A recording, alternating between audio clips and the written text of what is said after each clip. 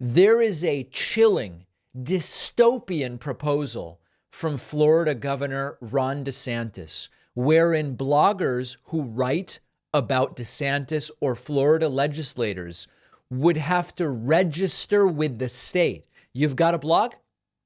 You write about DeSantis sometimes? Well, we need to put you on a list. And the ACLU is already saying this is unconstitutional. Newt Gingrich is even saying that this is a bad idea. So let's discuss. NBC News reports Florida bill would require bloggers who write about the governor and legislators to register with the state.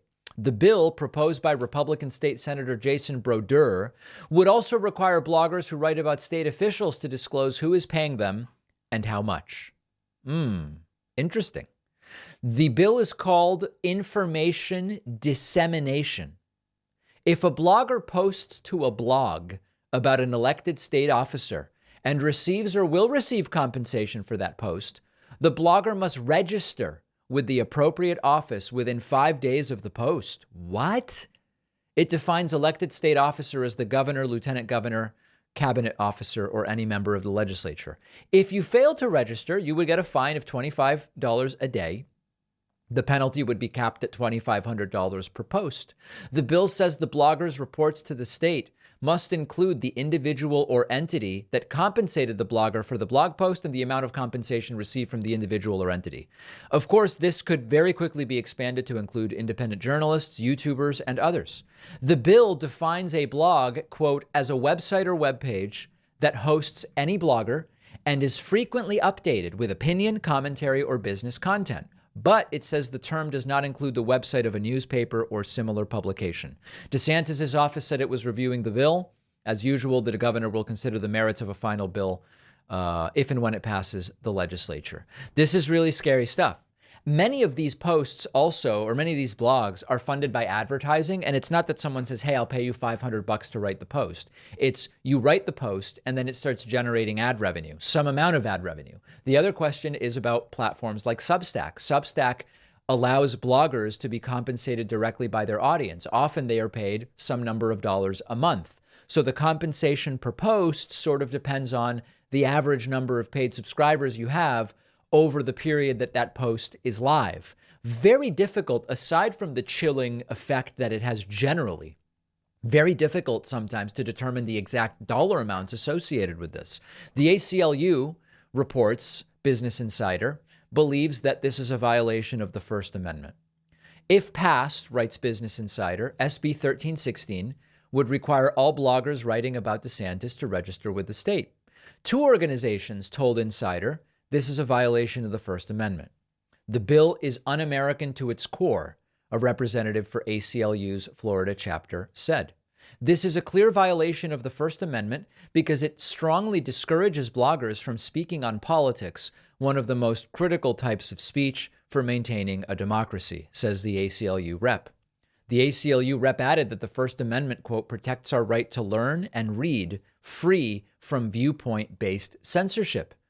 The U.S. Constitution demands we transcend such callous political agendas and instead promote the value of freedom of expression. Well, there's no doubt that this is not a bill that promotes speech. You can make the case it won't limit it. It only enforces disclosure and registration. But of course, in practice, it absolutely will have that dampening effect on those who would like to write about Ron DeSantis and the state legislature. Newt Gingrich actually tweeted about this. And on this particular point, Newt Gingrich is correct. Former Speaker of the House Newt Gingrich tweeting, quote, the idea that bloggers criticizing a politician should register with the government is insane. It is an embarrassment that it is a Republican state legislator in Florida who introduced a bill to that effect. He should withdraw it immediately. Now, the irony there, it's kind of a sad irony, is that while Newt Gingrich is absolutely correct, Newt Gingrich is also partially responsible for creating the world in which something like this is something Republicans are even willing to do. Now, I'm not blaming him for the bill, but you can't ignore the pivotal, the inflection point that happened in the United States with the Republican Party when Newt Gingrich became the Speaker of the House in 1994. And I've said more about that previously on the show. If it's interesting to you, check out my interview with Noam Chomsky where we discuss it. Let's hope it fails. But if it passes, I'm wondering, might this force the last true liberal, Dave Rubin, out of the state of Florida? Something to think about. We'll take a quick break and be back right after this. One of our sponsors today is Fume. Fume is on a mission to accelerate humanity's breakup from the bad habits that consume far too many of us, including ones that harm our health.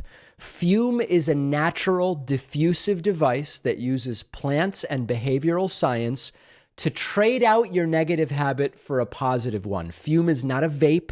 It's a non-electronic device designed to transform your negative habits. Instead of pods filled with potentially harmful chemicals like a vape, Fume uses cores infused with plants like peppermint and cinnamon for delicious natural flavors. Fume's new version 2 model is snappy and tactile with an adjustable airflow dial and a magnetic end cap that's fun to fidget with.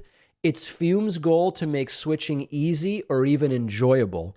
They have thousands of 5-star reviews from people just like you who have successfully switched when other solutions didn't work. Head to tryfume.com and use the code PACMAN to get 10% off today when you get the Journey Pack, which comes with 3 unique flavors and the new version 2 Fume. The link is down below.